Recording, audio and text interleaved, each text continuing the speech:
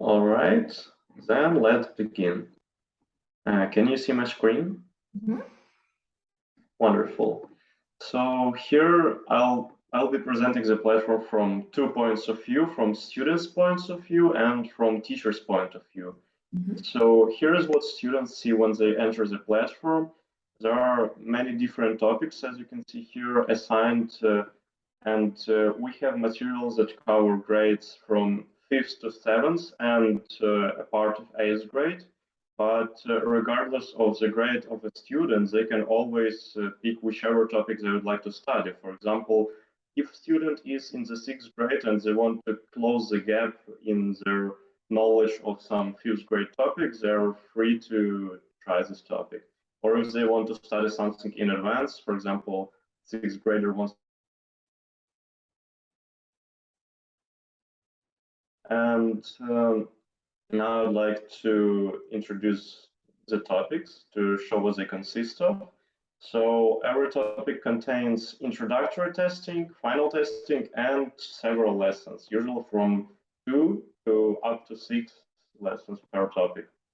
And the point of these testings, the introductory and final testings, are to compare the initial level of knowledge of a student to the level of knowledge that they obtain after they passed all the lessons. And now let's move on to the lessons themselves. So the lessons contain theoretical part and practical part.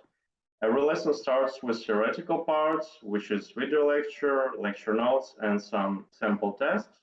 And now I'd like to show you an example of our video lecture. Please let me know if you can hear it clearly. Common fractions. How many tangerines are on this tree? You won't always be able to count by whole numbers. Sometimes integers need to be split. And this is why we have fractions. For example, a peeled tangerine has 8 identical wedges. Each wedge represents 1/8 of the tangerine. 1/8 is a common fraction. If you took 2 pieces, you would have 2/8 of the tangerine. 2/8 is also an example of a common fraction. The numbers 2 and 8 are separated by a fraction bar. The 2 that is placed above the fraction bar is called the numerator, while the 8 that is placed below the fraction bar is called the denominator.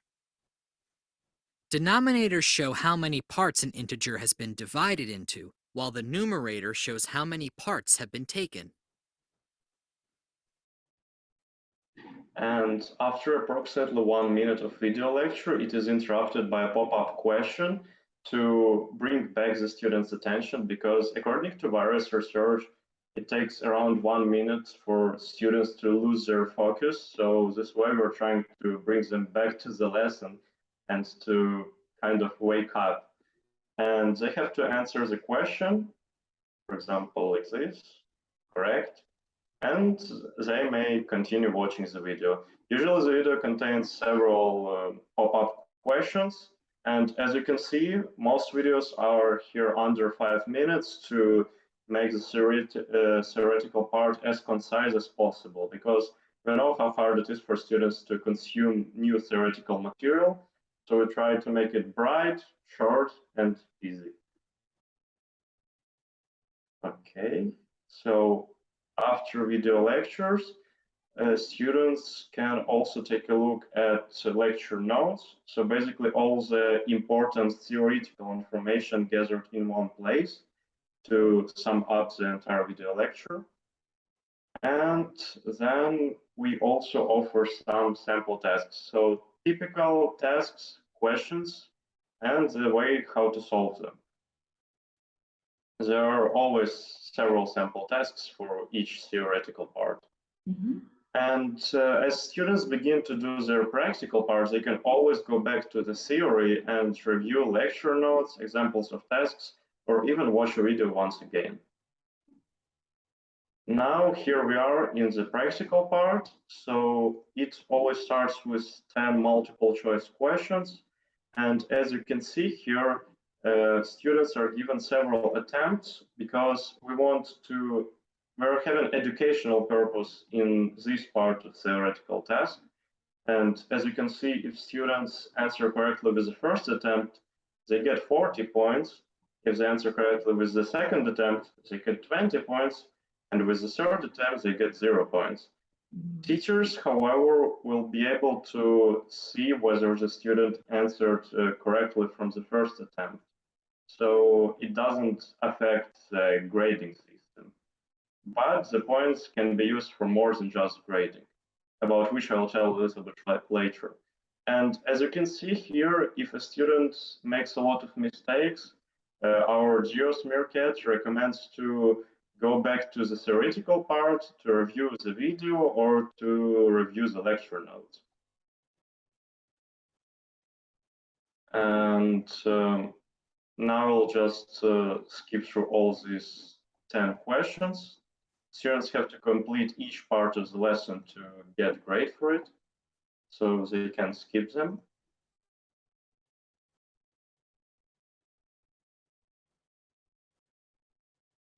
Another reminder that you can go back to video lecture and review the theoretical part.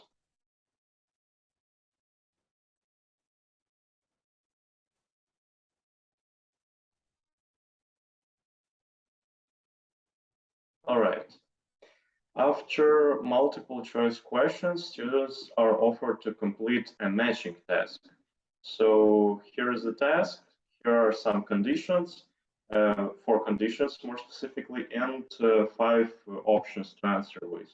Students have to simply drag their options to the respective question and see whether they answered correctly. If the student didn't answer correctly all the questions, they're offered to complete a similar matching task to review their mistakes, analyze them, and perform better next time. After multiple choice questions, we're offering students to complete an ordering task. So here is the task or the problem, and the students are given the solution divided into several steps.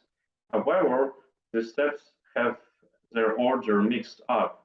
So the task of a student is to build a correct sequence of the solution. This type of tasks develops logical thinking and analytical thinking of a student. So we consider it essential, even though it's not the typical tasks that one could find in books. And same as with matching tasks, students are offered to complete similar tasks if they didn't answer everything correctly. Next, we have our critical thinking task. It's error analysis. So here's a question. Here is once more the solution divided into several steps. But somewhere here is a mistake. And the task of a student is to find this mistake.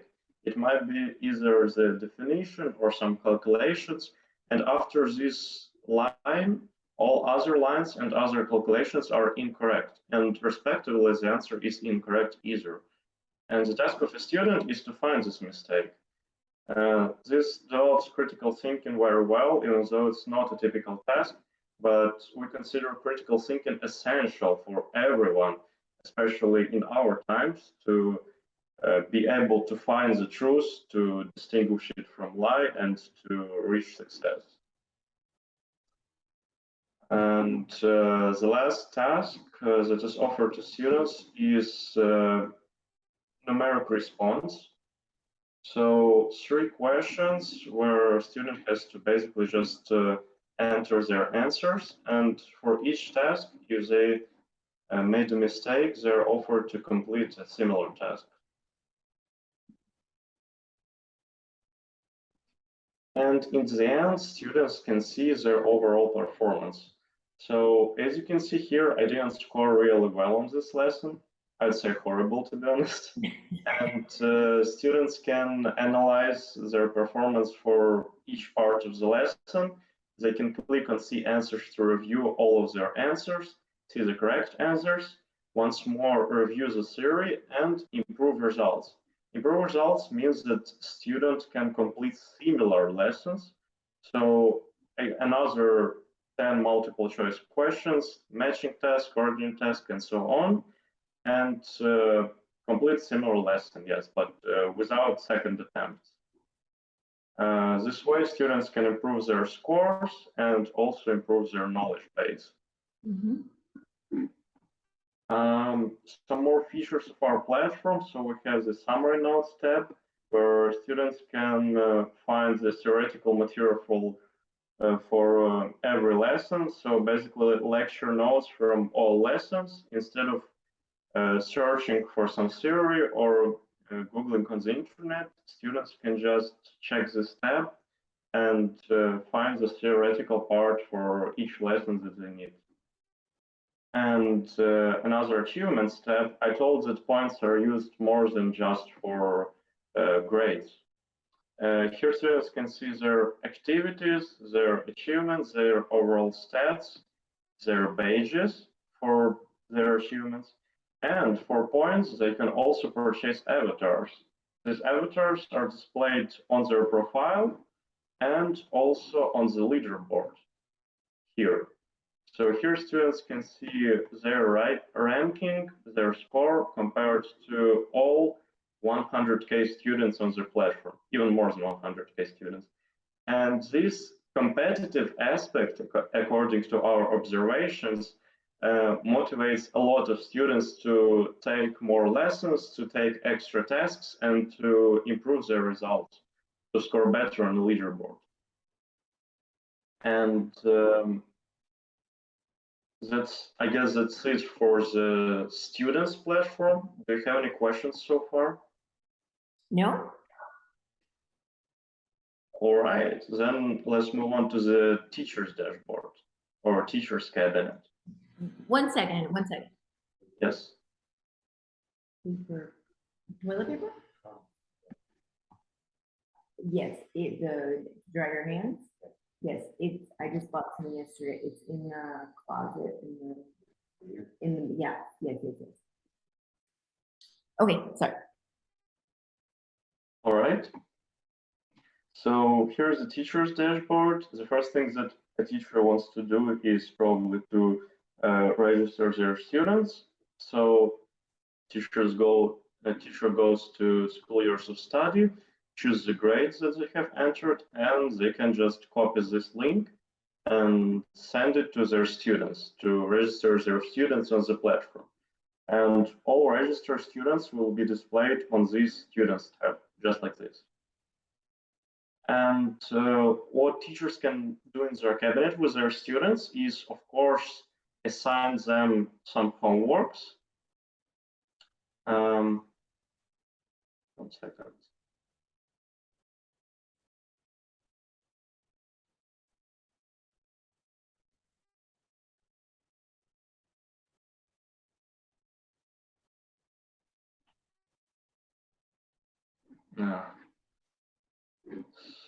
So It's not your school?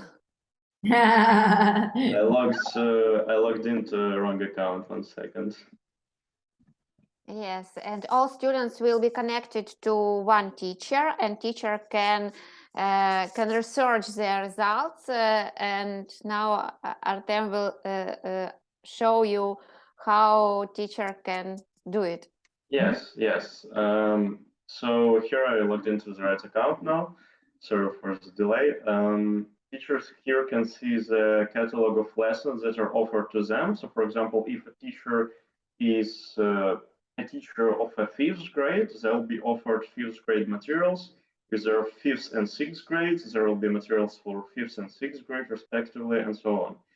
So teachers can see all lessons available for them in catalog of GIOS lessons. Teachers can therefore examine the lesson. So they can look at every part of it, like at the video lecture, at some tasks.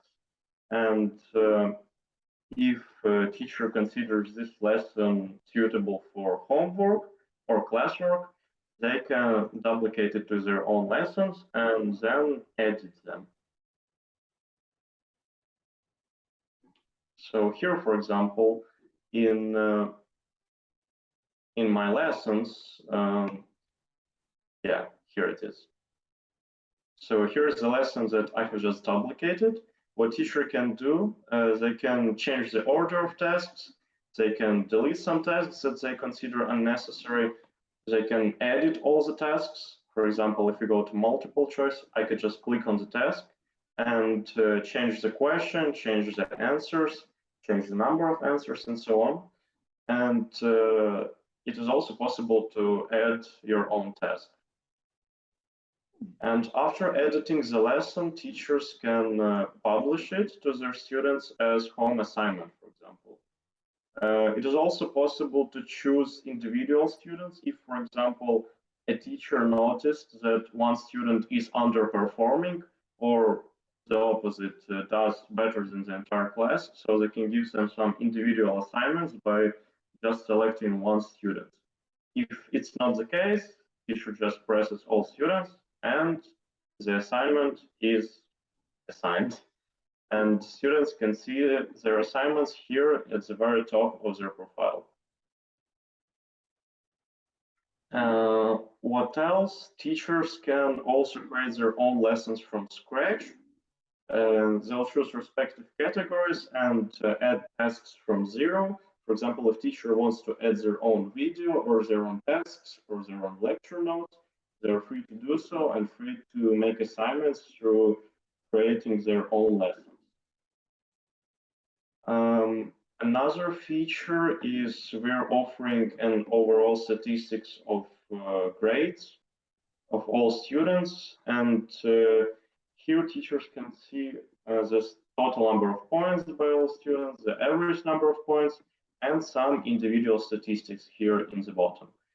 And for example, by clicking on the student's profile, a teacher is able to perform an in-depth analysis of students' performance.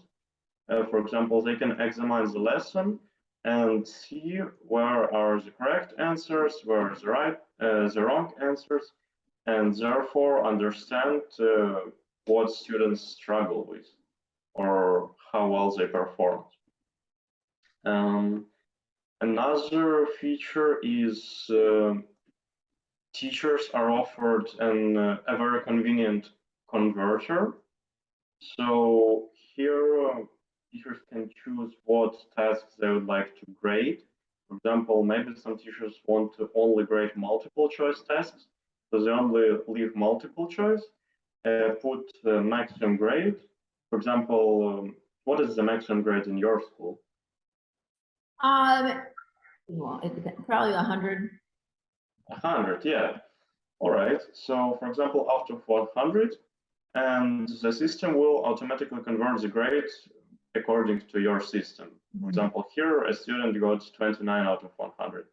And all these grades can be exported to an Excel file by clicking on this icon.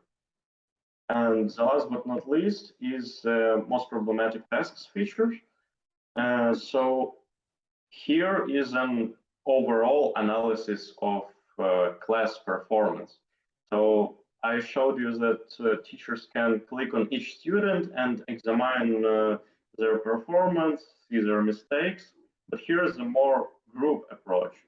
Here's teachers can see how many students answered incorrectly the same question. So for example, if there are 30 students in a class and 10 students answered incorrectly the same question, a teacher can take a look at the question and most likely analyze this question or this task or this problem during the next class, or give more tasks of such kind as a homework.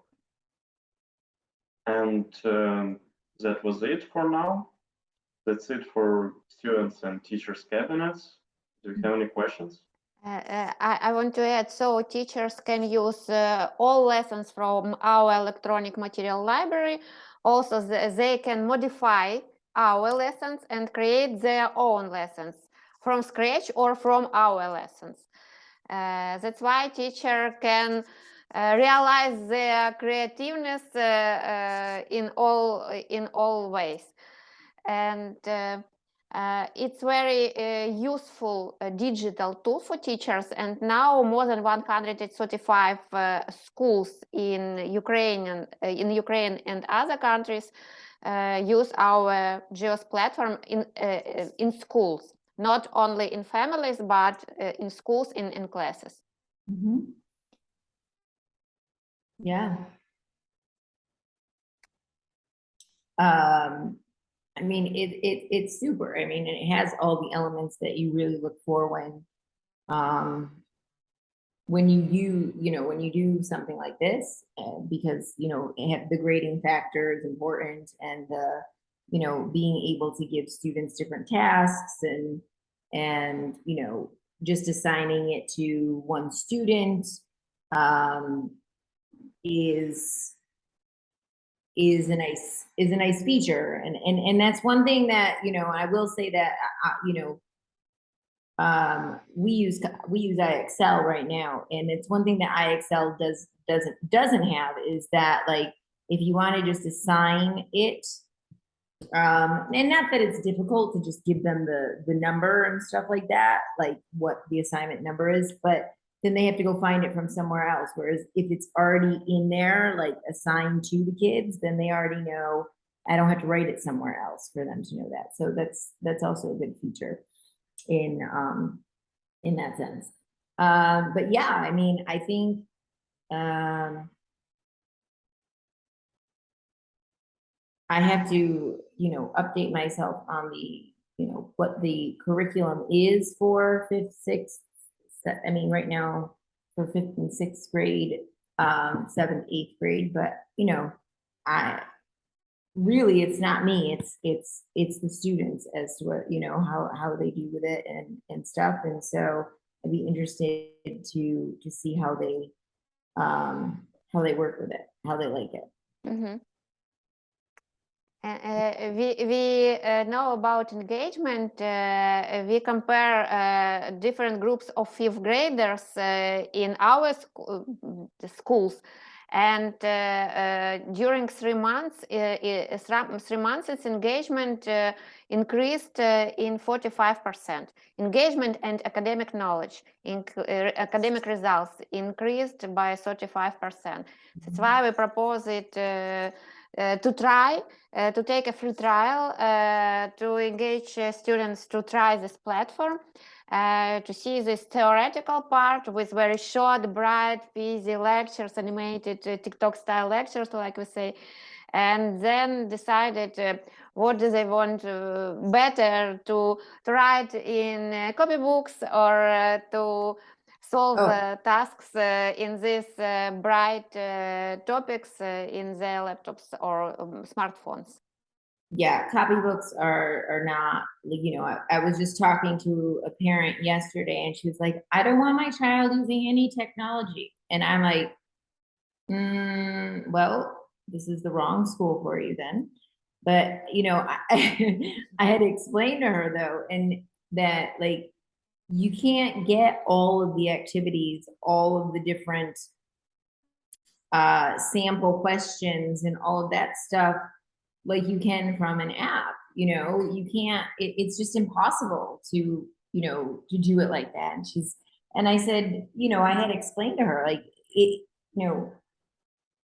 technology is not evil. Like, parents really need to understand that this is the future, and you're not helping your children out by keeping them from using technology. It's how you use it and what you do with it that's the important part. But for example, like being here in the Dominican Republic, with like books, like you can't buy books here. There's no bookstores, so having books on an app, like, gives kids such a wider variety of choices and levels and all of that stuff.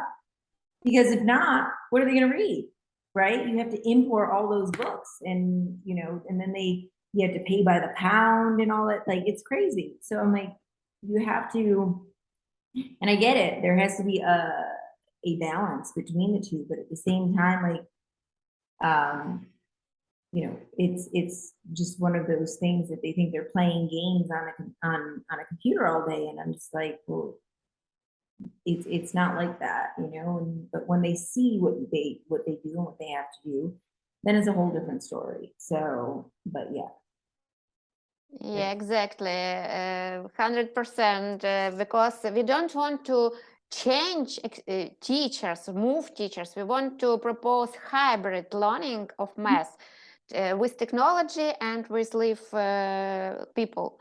That's why we think it will be most powerful mix of Absolutely. of And learning. really and truly, like, the teacher should just be the facilitator, right? Yeah. Children need exactly. to be independent. Children need to learn how to learn, right? And instead of what to learn all the time. And that is really the key idea, to make them independent. And then if they have a problem, they don't understand, they need help with something, the teacher's there to facilitate. It's not like I'm going to be standing up here. And so, like, right now I'm training my teachers, like, get out of the front of the classroom, like, stop being the center of the classroom, like just stop. Like, you need to throw that idea out the window. You need to guide them. Yes, you have to have a lesson and stuff, but like, kids sitting in their seats and you standing up there going blah blah blah blah, like, there's, you know, it has to be something different. We have a whole different generation of children. It's not where we were when we were up, or where some of my the age that some of my, you know, what they were experiencing. So yeah, I truly agree. So. And all children actually are different. Someone learn better with video files. Someone learn better from text or something like this. That's why it's about individualization as well, because we propose to individualize this trajectory of education for each student. Right. But without technology, it makes it so difficult to differentiate that instruction. And that's what you know, that's another thing, like, by having something like this, or using technology in it, like, this way the kid that's, you know, needs to be challenged and that's above level gets his needs met. The kid that's a below level, they get their needs met. But when you take technology out of the equation, you know, you're just doing one lesson across the board for all the kids, and then, you know, half of them are bored, half of them don't understand, and then the rest of them are just kind of like, okay, you know. So yeah, I get it. And interesting that in the US, first our paying users were parents, not schools, but parents with gifted children. Do you know about gifted children? They have two grades in 1 year. And these gifted children use our platform to repeat something, to know more, to know deep about some topics. And it was very helpful. Yeah. Absolutely. You know, and that's what it needs. You know, because some kids are above, some are below, some are, you know, and you have to be able to reach all of them at the same time. And it's impossible for one teacher to be able to do that without either another physical person there or having platforms like these. Okay. Yeah. Well, and would you like to try our free trial period with your Yes, students? I would. I would teachers? really like to try the free trial and see what and, you know, get the feedback from the kids and see how it goes with them. Because, like, even right now, I was just doing we were doing 6th grades doing ratios right now. That was never my strong suit. So I was like, I feel for you. But then other ones are just like, I get it. And, you know, and we have to let them move on. We have to let them go on and not feel like they're, you know, just stuck waiting for everybody else to catch up. So yeah. Great. What will be our next steps? Maybe you will show this demonstration, and I also can send you some samples of no, short part of this demonstration to show your teachers, and then you can tell us about how many students do you want to connect to this platform, and what grades are they, and how many teachers. You start in grade what? Grade fifth, five. grade. Yeah. Okay, so we'll start with grade 5. We will, and right now, like my school is just starting up again. So for grade 5 and 6, I have 6, 7, 8, 9. I have 10 students between the two of them. So it's a small number of students. But you know, it will be something that, you know, at least test it on them with that, and then get the feedback from them. And so right now it's just it's 10 students. It's the same teacher, so it'll be 1 teacher and 10 students. Okay, great. Then we will send you our coordinator, not Artem, but I think it will be Nadia, or maybe Artem will help Nadia. Okay, and we will send you special instructions, and you can start with this. Wonderful. That'll be great. I'm excited. Yeah, we may try, and it's more than just for 5th, 6th grade. We also have content for 7th grade and partially for 8th grade. So if you have more students, feel free to try that. And also wanted to say that we are happy to meet a like-minded person. Yeah. Yes, it's hard to change that conversation with, you know, getting everybody kind of on the same page to realizing there's a different way for learning, and and so it is like when you find like-minded people, you kind of like stick there. Yes, we had a lot of presentations to different public schools in the US, and some of them very bureaucratic, unfortunately. No, US public schools are all bureaucratic. So, I mean, that's really the difficult part with it. You have to show that it matches the curriculum, and then if you want it for next year, then you need to start it now for, you and know. Agreement with school districts. We had a negotiation with Texas school districts, and they said us about 2 years maybe agreement of this entering this platform. Yeah, it's a slow process. It really is a slow process. So, however, in one of the schools in the US, like if I can even just, if it's just a trial period, like, so this way you can get it in, then if the teachers and the kids like it, then you say, okay, then you bring the teacher on board saying, you know, my kids tried it, it's really great. And once so it's easier to go in, instead of going district-wise, going individual teachers, because then if they see that it is, at least for the United States, when they see that it works, and that it's useful, and that kids are more engaged, and they see, and in the US it's all about test scores.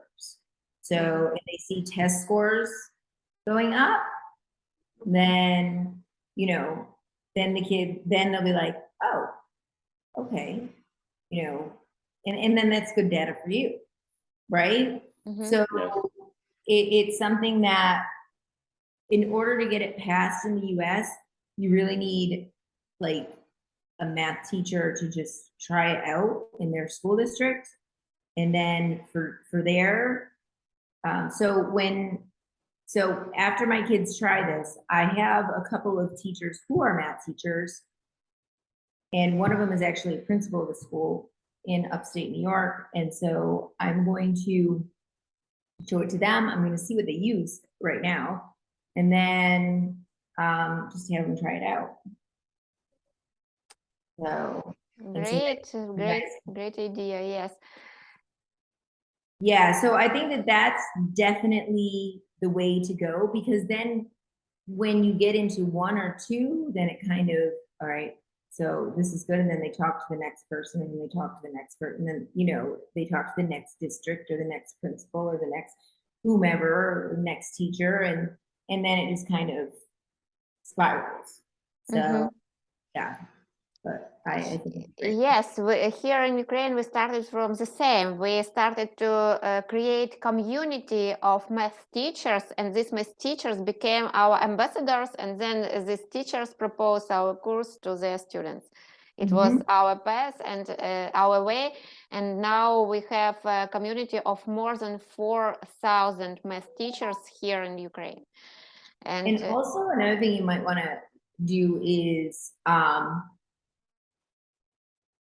like research the homeschool groups.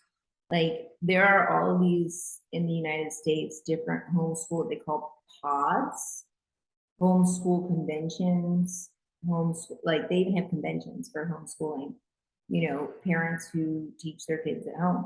And so this, and there's groups upon groups upon groups. And so when you, and that's one of the things that I'm working on now for the online academy, to get more homeschooling students